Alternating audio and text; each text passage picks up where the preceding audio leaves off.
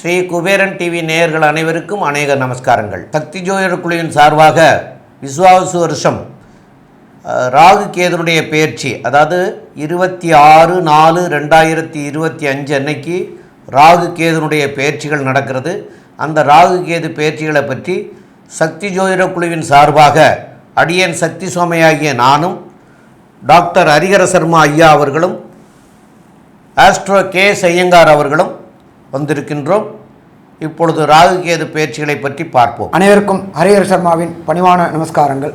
நம்ம ஒவ்வொரு வருஷமும் வருஷ கிரகங்கள் பயிற்சி, ராகு கேது பயிற்சி, சனி பயிற்சி, மாத பலன்கள், வருஷ பலன்கள் இதெல்லாம் பார்த்துக்கிட்டு வரோம். அந்த வரிசையில் நாம் இன்றைக்கி பார்க்க போகிறது நிகழும் மங்களகரமான விஸ்வாச வருஷம் சித்திரை மாதம் 13ஆம் தேதி. அதுக்கு சரியான ஆங்கில தேதி அப்படின்றது 26/4/2025. ராகு கேது இடம்பெயர்றாங்க. ராகு கேது அப்படின்றத பொறுத்தளவுக்கு சற்றேறக்குறைய 18 மாதங்கள் ஒரு ராசியிலேருந்து ஒரு ராசிக்கு கடக்கக்கூடிய காலகட்டங்கள். இப்போ இருக்கக்கூடிய இடம் மீனத்தில் ராகுவும் கன்னியில் கேதுவும் இருக்கிறாங்க. இப்போ இவங்க இறங்க போகிற இடம் அப்படின்றது ராகு பகவான் அப்படின்றது இறங்க போகிற இடம் அப்படின்றது பூரட்டாதி நட்சத்திரத்தில் 4ஆம் பாதத்திலேருந்து 3ஆம் பாதமான கும்பத்துக்கு ராகு பகவான் வராரு. அதே போல் கன்னியிலேருந்து கேது பகவான் வரக்கூடியது சிம்ம ராசி. சிம்ம ராசியில் பொறுத்தளவுக்கு உத்திரம் 1ஆம் பாதத்துக்கு வரார். ஒன்று சூரியனுடைய நட்சத்திரத்துக்கு வரார், இன்னொன்று குருவோடைய நட்சத்திரத்துக்கு வரார். ஆனால் 2 பேரும் வரக்கூடியது அப்படின்றது கேது வரப்போகிறது சூரியனுடைய ராசிக்கு, அவருடைய பையனான சனி பகவான் ராசிக்கு வரப்போகிறது ராகு. இதில் இன்னொரு விசேஷம் அப்படின்னாக்க ராகு கேதுக்களுக்கு சொந்த இடம் கிடையாது. எல்லா கிரகங்களுக்கும் ஒவ்வொரு வீடு உண்டு. அதே போல் ராகு கேதுக்குன்னு தனியாக வீடு கிடையாது. அவர் எந்த இடத்துல இருக்காரோ அந்த இடத்தின் அதிபதியின் காரகத்துவத்தை எடுத்து செய்யக்கூடியவர் ராகுவும் கேதுவும். இப்போ ராகு கடந்த காலகட்டங்களில் குருவோடைய வீட்டில் இருந்து குருவுக்கு உண்டான சுபத்தன்மைகளை செஞ்சுக்கிட்டு இருந்தார். இப்போ இவர் இறங்கக்கூடிய இடம் அப்படின்றத பொறுத்தளவுக்கு கும்ப வீடு. கும்ப வீடு அப்படின்றது சனி பகவானோட வீடு. அப்போ சனி பகவானோட வீட்டில் ராகு இறங்குறாரு. அப்போ ராகு சனி 2 பேருமே இயற்கை பாவர்கள். அப்போ இந்த காலகட்டங்களில் என்னென்ன நல்லது என்னென்ன கெட்டது நடக்க போகுதுன்றது நம்ம பேச போகிறோம். அதே போல் பார்த்தோம் அப்படின்னாக்க கன்னியிலேருந்து கேது பகவானானவர் உத்திர நட்சத்திரம் சூரியனுடைய நட்சத்திரத்தில் சூரியனுடைய வீட்டில் இறங்குறாரு.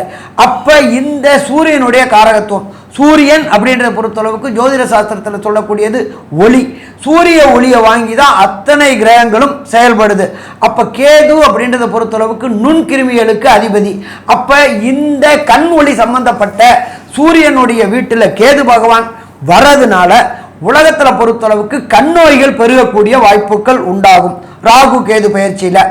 அதே போல் ராகு சனி பகவானுடைய வரும்போது எலும்பு மஜ்ஜை இந்த ப்ராப்ளங்கள் வரக்கூடிய வாய்ப்புகள் உண்டு. ஸோ இப்போ இதை பொறுத்தளவுக்கு ராகு அப்படின்னாக்க பிரம்மாண்டம் பிரம்மாண்டம் பிரம்மாண்டம். எந்த ஒரு காரியத்தையும் பிரம்மாண்டமாக நினைக்கக்கூடியவர், பிரம்மாண்டமாக செய்யக்கூடியவர் ராகு. கேது அப்படின்னா ஞானக்காரகன். ஞானக்காரகன் சுருக்கும் தன்மை உண்டவர். சுருக்கும் தன்மை அப்படின்னாக்க நம்ம 100 அப்படின்னா அது 1க்கு பலன் கொடுக்கக்கூடியவர். ராகு 1 அப்படின்னா 100க்கு பலன் கொடுக்கக்கூடியவர். இதை பற்றி மேலும் விரிவாகவும் விளக்கமாகவும் திரு ஆஸ்ட்ரோ கே.எஸ். ஐயங்கார் அவங்க சொல்லுவாங்க. ஐயா, அற்புதமாக சொன்னீங்க. அதாவது பொதுவாகவே பார்த்தீர்களேனால் ராகுவும் கேதுவும் 180 பாகைகளில் இருக்கும். ராகு ஒரு முனையின் ஆரம்பம்னால் கேது ஒரு முனையின் முடிவாக இருக்கும்.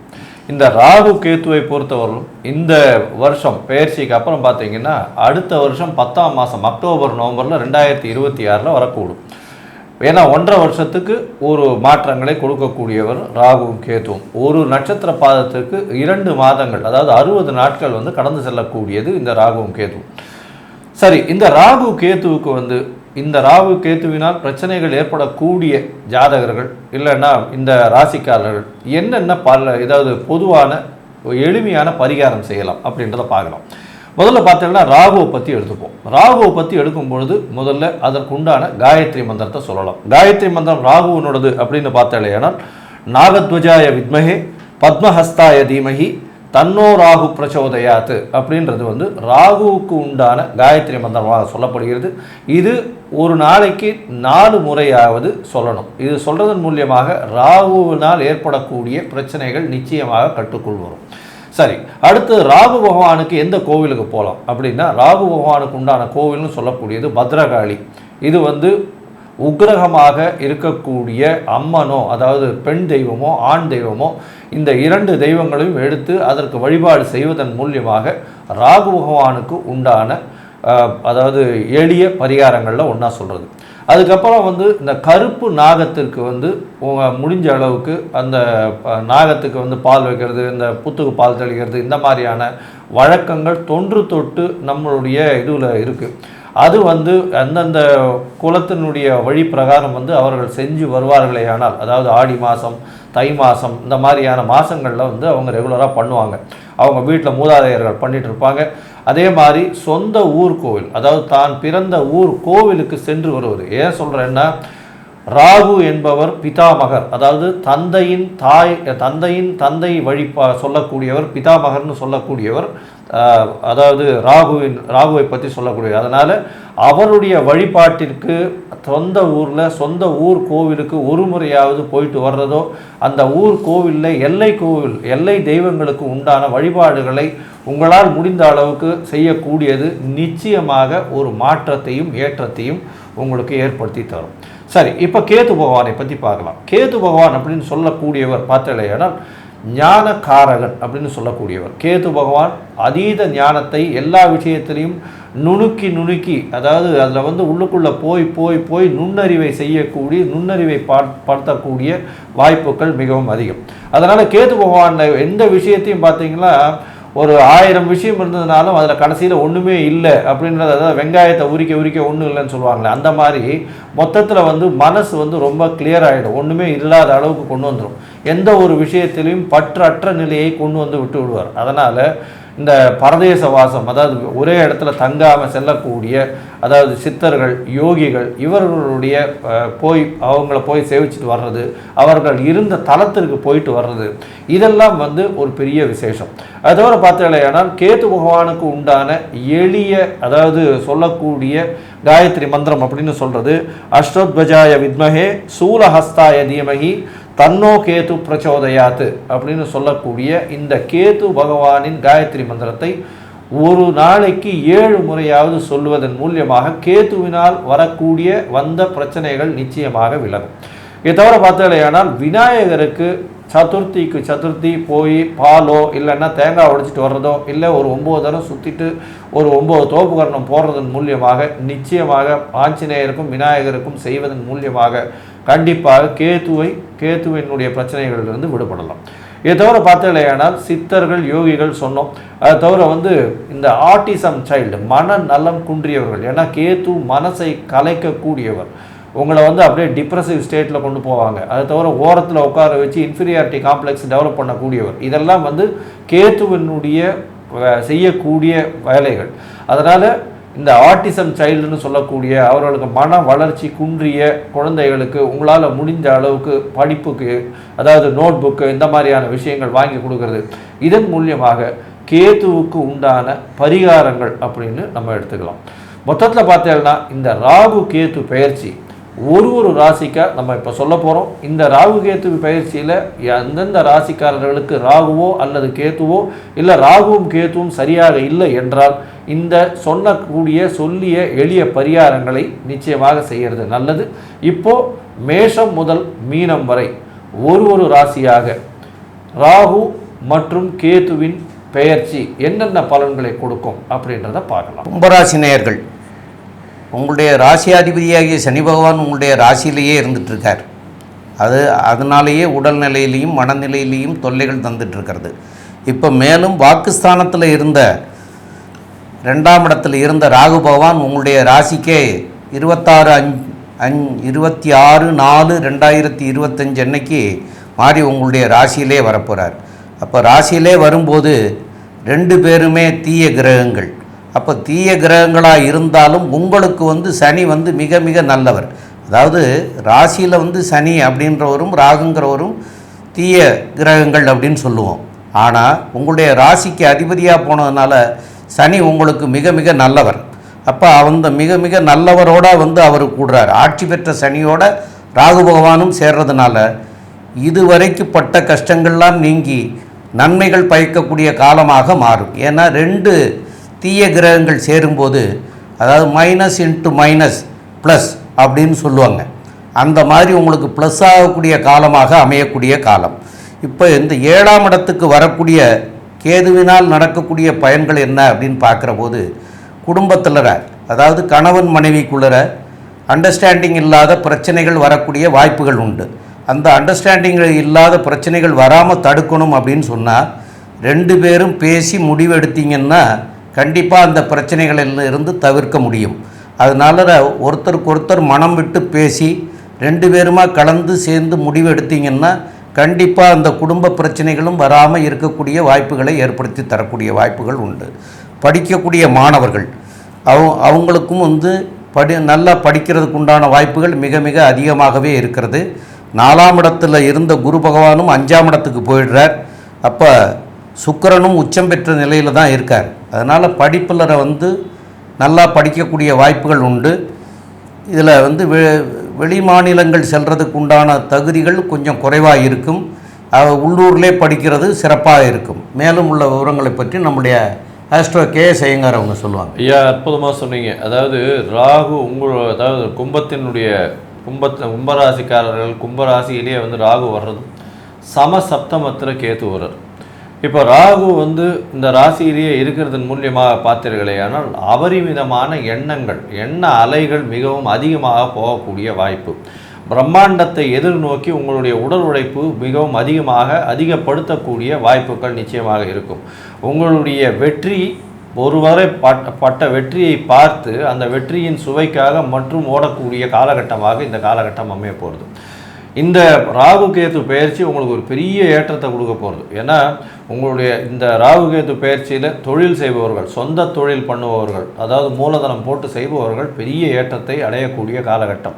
தொழிலில் அபரிமிதமான வெற்றி. எல்லா இடத்திலும் உங்களுக்கு பண வரவிற்கு பஞ்சமே இருக்காது. எந்த தொழிலில் இருந்தாலும் அந்த தொழிலில் ஒரு பெரிய உச்சநிலையை அடையக்கூடிய வாய்ப்புகள் மிகவும் அதிகமாக இருக்கும்.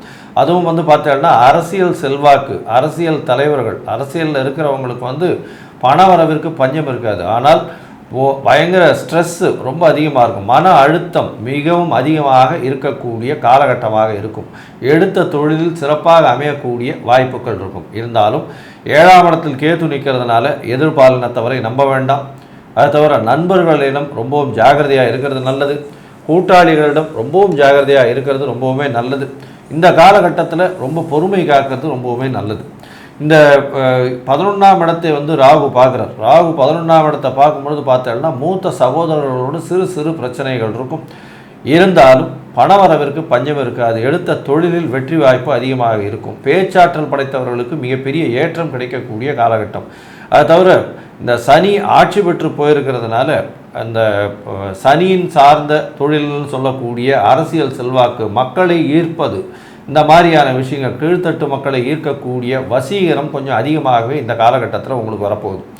மொத்தத்தில் பார்த்தீங்களா, ஏனால் இந்த காலகட்டத்தில் கும்பராசிக்காரர்களுக்கு ஏற்றமான காலமாக இருக்கும். இந்த காலகட்டத்தில் உங்களுக்கு மாணவர்களினுடைய மேல் படிப்பு, வெளிநாடு போகக்கூடிய வாய்ப்பு, வேலை வாய்ப்பு, வேலையின் மூலியமாக வெளிநாடு போகக்கூடிய வாய்ப்பு எந்த அளவுக்கு இருக்கும் அப்படின்றத பற்றி ஐயா ஹரிஹர சர்மா கிட்ட கேட்போம். ஏன் நல்லா அற்புதமாக சொன்னீங்க. கும்பராசிக்கு பொறுத்தளவுக்கு ராசியிலேயே ராசியாதிபதி ஆட்சி பெற்று மூல திரிகோணம் பெற்றிருக்கார். கூட வந்திருக்கார் ராகு அப்படின்னா பிரம்மாண்டம். எண்ணிய செயல்கள் எல்லாத்தையுமே பிரம்மாண்டமாக முடிக்கக்கூடிய காலகட்டங்கள். அப்போ அப்படி ஏற்பட்ட கும்பராசியை சேர்ந்த மாணவர்களுக்கு எல்லாத்துலேயும் வெற்றி கிடைக்கக்கூடியது. அது லோயர் எஜுகேஷனாக இருந்தாலும் சரி, அது ஹையர் எஜுகேஷனாக இருந்தாலும் சரி, காம்படிட்டிவ் எக்ஸாம் என்கின்ற ஐஐடி, ஜேஇஇ, நீட்டு, பிஹெச்டி, யூபிஎஸ்சி, டிஎன்பிஎஸ்சி எழுதக்கூடிய அத்தனை கும்பராசி மாணவர்களுக்கும் வெற்றி கிடைக்கக்கூடிய வாய்ப்புகள் உண்டு. இதை தவிர வெளியூர், வெளிமாநிலம், வெளிநாட்டில் போய் படிக்கக்கூடிய வாய்ப்புகள் உண்டு. விரும்பிய யூனிவர்சிட்டியில் படிக்கக்கூடிய வாய்ப்புகள் உண்டு. 11/5/2025 அப்புறம் குரு உங்களுடைய ராசியை பார்க்குறார். ராசியை பார்க்கும்போது எடுத்த முயற்சிகள் அத்தனையும் வெற்றி பெறும். எந்த யூனிவர்சிட்டியில் போனோம்னாலும் அதுக்கு எவ்வளோ பணம் கட்டணும்னாலும் பணத்துக்கு பஞ்சமே இருக்காது. கவலைப்பட வேண்டிய தேவையில்லை. சரி சாமி, மாணவர்களுக்கு ஓகே, நான் வேலை பார்த்துட்ருக்கேன், நான் வேலை பார்க்குறதுல எனக்கு ஏதாவது வெளியூர் வெளிநாடு பயணம் இருக்குமா? ராகு உங்கள் ராசியிலேயே இருக்கார். ராகுனாலே கடல் கடக்கக்கூடியவர்.